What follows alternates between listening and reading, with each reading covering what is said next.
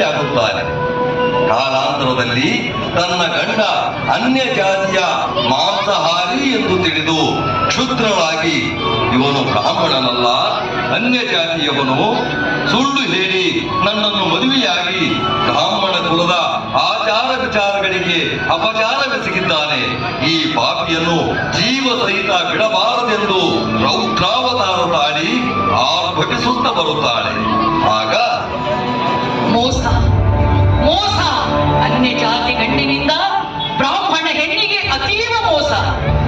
ಕೆಲವೋ ವಂಚಕ ಕುಲಗೋತ್ರ ಮುಚ್ಚಿಟ್ಟು ವೇದಶಾಸ್ತ್ರ ಕಲಿತು ಬ್ರಾಹ್ಮಣನೆಂದು ನಂಬಿಸಿ ಮೋಸದಿಂದ ನನ್ನನ್ನು ಮದುವೆಯಾದ ನಿನ್ನ ರುಂಡವನ್ನು ರುಂಡದಿಂದ ಬೇರ್ಪಡಿಸದೆ ಬಿಡಲಾರೆ.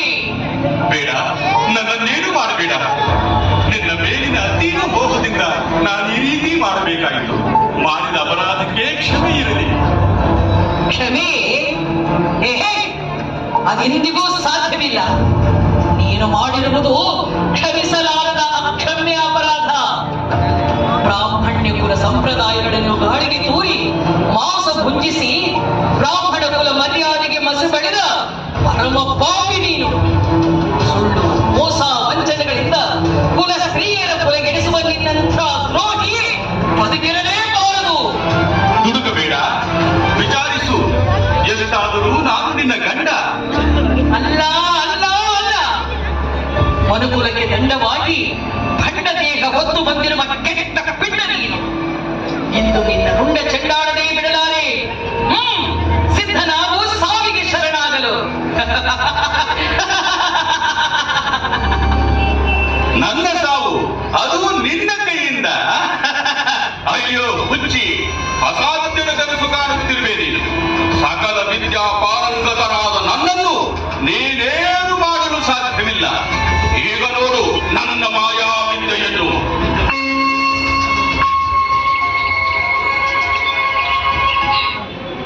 ಎಲ್ಲಿ ಎಲ್ಲಿ ಮಾಯವಾಗಿ ಎಲ್ಲಿ ಅಡಗಿ ಕುಳಿತೀಯೋ ನೀಚ? ನನ್ನ ಮುಂದೆ ನಿನ್ನ ಮಾಯಾ ವಿದ್ಯೆಯ ಆಟ ನಡೆಯಲಾರದು.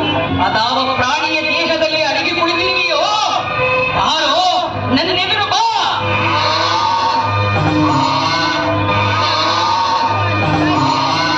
ಓಣದ ದೇಹದಲ್ಲಿ ಅವಿತು ನನ್ನೆದುರು ಬಂದಿರುವೆಯಾ? ಬಿಡುವುದಿಲ್ಲ ನಿನ್ನನ್ನು. ಕಪಟ, ವಂಚನೆ, ಸುಳ್ಳು ಹೇಳಿ ಮೋಸ ಮಾಡುವವರಿಗೆ ಪಾಠವಾಗಿ ಇದೋ ನಿನ್ನ ರುಂಡವನ್ನು ತುಂಡರಿಸುತ್ತಿದ್ದೇನೆ.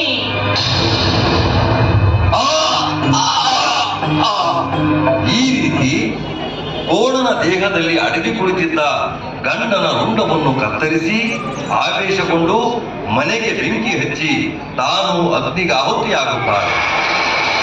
ಈ ದೃಶ್ಯ ಕಂಡ ಜನಸಮೂಹ ಮಾರಿಕಾಂಬೆ ಸಾಮಾನ್ಯ ಹೆಣ್ಣಲ್ಲ, ದೈವಾಂಶ ಸಂಭೂತೆ, ಆದಿಶಕ್ತಿ ಅವತಾರವೆಂದು ಭಾವಿಸಿ ಮಾರಿಕಾಂಬಳನ್ನು ಪೂಜಿಸತೊಡಗುತ್ತಾರೆ. ಶಿರಸಿ ಮಾರಿಕಾಂಬ ಪ್ರತಿಮೆಯು ಹಾನಗಲ್ಲಿನಿಂದ ಬಂದದ್ದು ಎಂಬ ಪ್ರತೀತಿ ಇದೆ.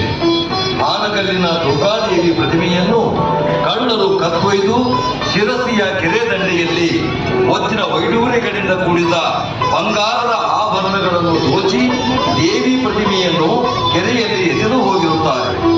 ಈಗಲೂ ಸಹ ಆ ಕೆರೆಯನ್ನು ದೇವಿ ಕೆರೆ ಎಂದು ಕರೆಯುತ್ತಾರೆ.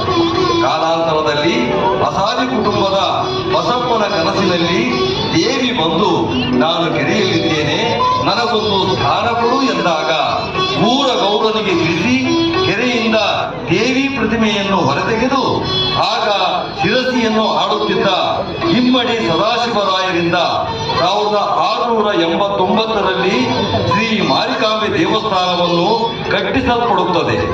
ಅಂದು ಸ್ಥಾಪಿಸಲ್ಪಟ್ಟ ಶ್ರೀ ಮಾರಿಕಾಂಬ ದೇವಿಯು ಉತ್ತರ ಕನ್ನಡದ ಆರಾಧ್ಯ ದೇವತೆಯಾಗಿ ಜಗತ್ ಪ್ರಸಿದ್ಧಳಾಗಿ ನಂಬಿ ಬಂದ ಭಕ್ತರ ರೋಗ ರುಜಿನಗಳನ್ನು ದೂರ ಮಾಡಿ ಬೇಡಿದ ವರಗಳನ್ನು ಕೊಟ್ಟು ರಕ್ಷಿಸಿ ಆಶೀರ್ವದಿಸುತ್ತಿದ್ದಾಳೆ ಶಿರಸಿಯ ಶ್ರೀ ಮಾರಿಕಾಂಬೆ.